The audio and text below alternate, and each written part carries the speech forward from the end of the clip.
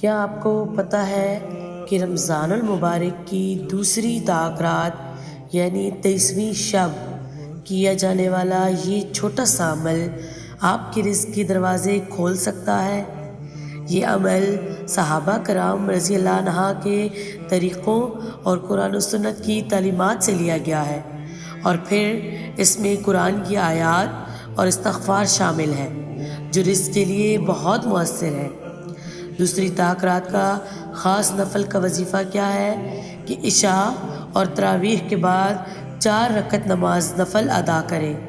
پہلی رکعت میں سورہ فاتحہ کے بعد سورہ اخلاص 3 مرتبہ پڑھیں۔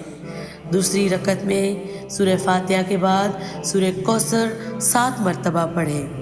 تیسری رکعت میں پھر سورہ اخلاص 3 دفعہ پڑھیں اور چوتھی رکعت میں پھر سورہ کوثر 7 مرتبہ پڑھیں۔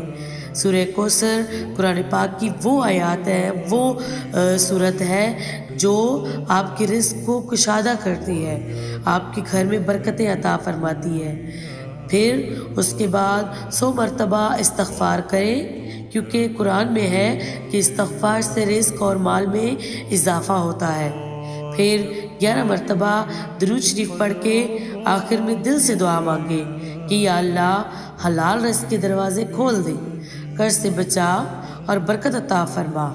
یہ عمل قرآن کی صورتیں، استغفار اور دعا پر مشتمل ہے جو رزق کی کشادگی کے لیے بہت بہترین اور آسان ہے۔